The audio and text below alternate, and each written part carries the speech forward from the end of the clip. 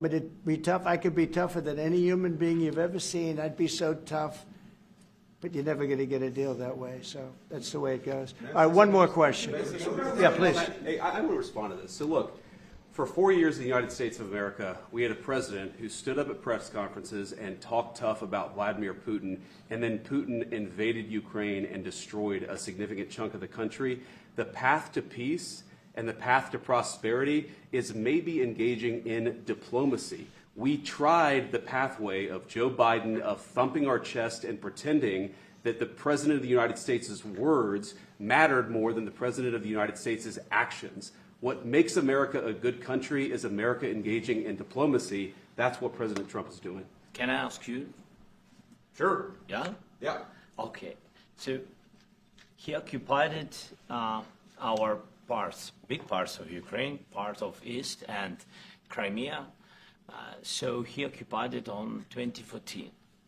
So during a lot of years, so I'm not speaking about just Biden, but those time was Obama, then President Obama, then President Trump, then President Biden, now President Trump, and God bless, now President Trump will stop him. But during 2014, nobody stopped him. He just occupied and took. He killed people. You know what the contact line? 2015. 2014. 2014 and 2014. 2014. Yeah. So I was, he killed, I was not here. Yeah, but, That's exactly but right. yes, but during 2014 till 2022, yeah, the situation the same. The people are been dying on the contact line. Nobody stopped him. You know that we had conversations with him, a lot of conversation, my bilateral conversation, and we signed with him, me, like a new president. In 2019, I signed with him the deal.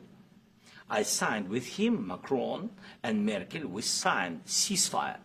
Ceasefire. All of them told me that he will never go.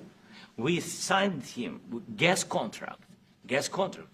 Yes, but after that, he broken this ceasefire. He killed our people, and he didn't exchange prisoners. We signed the exchange of prisoners, but he didn't do it. What kind of diplomacy, JD, you are speaking about? What do you mean?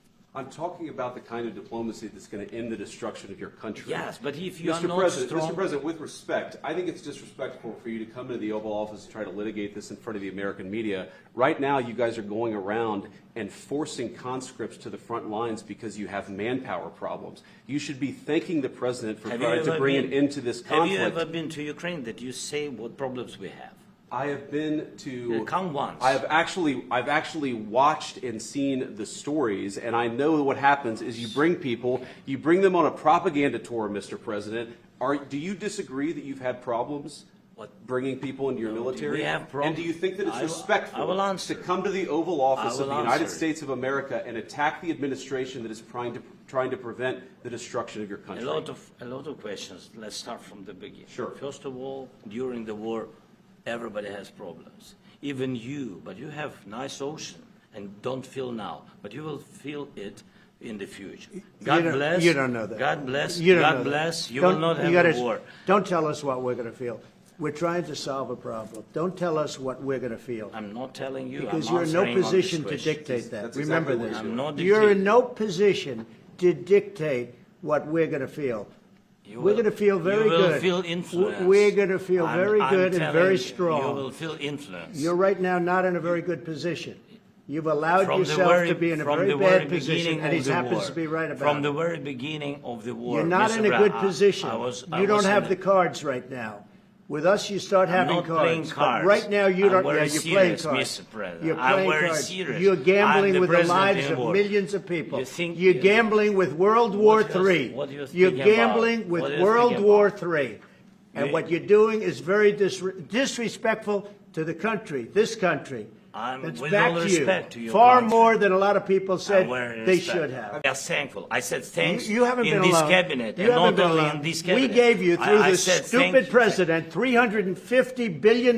You voted we gave for you your military president. equipment, You and you voted men for are your brave, president. but they had to use our military. What about if you didn't have You our invited military me- equipment, you invited if me you to didn't speak. have our military equipment, this war would have been over In 2 weeks. In 3 okay? days, I heard it from Putin. In 3 days, this is something Maybe new. less. In 2 weeks, of course, yes. It's going to be a very hard thing to do business like this, I tell you. Just say thank you. I said a lot of times thank you to American people. Accept that there are disagreements, and let's go litigate those disagreements rather than trying to fight it out in the American media when you're wrong. We know that you're wrong. But you see, I think it's good for the American people to see what's going on.